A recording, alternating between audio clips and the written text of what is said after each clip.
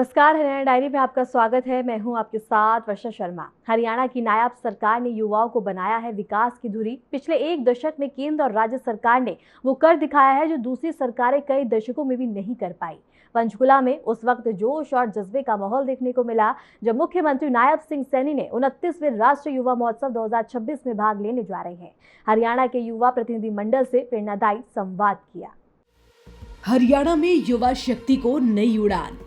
मुख्यमंत्री नायब सिंह सैनी ने राष्ट्रीय युवा महोत्सव 2026 के लिए हरियाणा के युवा प्रतिनिधि मंडल को रवाना करते हुए युवाओं को बताया विकास का इंजन और विकसित भारत की सबसे बड़ी ताकत।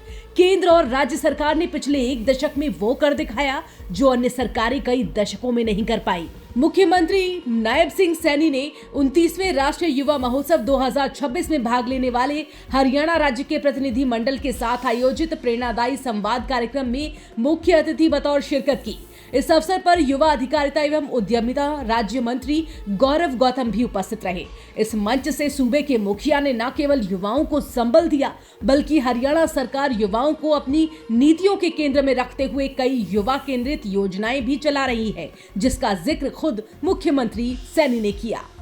मुख्यमंत्री ने युवाओं से संवाद करते हुए कहा, ये ध्वज केवल कपड़े का एक टुकड़ा नहीं है, ये हमारे पूर्वजों से मिले संस्कारों, हमारी वीर संस्कृति और हमारे युवाओं के अदम्य साहस का प्रतीक है। यह ध्वज जो हम लेकर के चले हैं, ये कपड़े का टुकड़ा नहीं है साथियों, यह हमारे पूर्वजों से मिले संस्कारों, हमारी वीर संस्कृति और हमारे युवाओं के अदम्य साहस का ये प्रतीक है। साथियों, मुझे खुशी है कि यह उस भरोसे का वाहक है जो आज पूरा प्रदेश आप लोगों पे कर रहा है। ये हमें पूरा विश्वास है, मुझे खुशी भी है, मुझे गर्व भी है।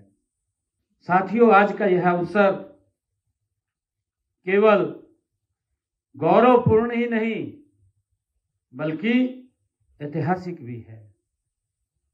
साथियों, मुझे खुशी है कि जब आप राष्ट्रीय युवा महोत्सव में उसके मंच पर कदम रखेंगे तो आप केवल एक कलाकार के रूप में नहीं बल्कि हरियाणा की आन बान शान के एम्बेसडर के रूप में बनकर के आप उस मंच के ऊपर खड़े होंगे। मुख्यमंत्री ने कहा, युवा सशक्तिकरण ही सशक्त भारत की कुंजी है। अगर भारत को विश्व गुरु बनाना है तो युवाओं को इसमें महत्वपूर्ण भूमिका निभानी होगी। जो उन्होंने संकल्प लिया है कि भारत 2047 तक ये विकसित राष्ट्र बनकर के खड़ा हो जाएगा, आप उस सपने के संवाहक हैं। ये हम सब के लिए बड़ी गौरव की बात है। साथियों, किसी भी राष्ट्र का भविष्य उसकी युवा शक्ति से ही तय होता है। इस बात को हम सब जानते हैं।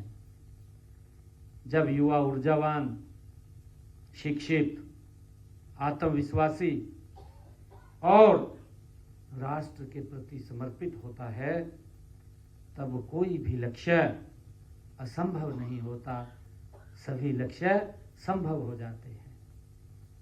साथियों, इतिहास साक्षी है कि हरियाणा के युवा सदैव परिश्रमी, अनुशासित और राष्ट्रभक्त रहे हैं।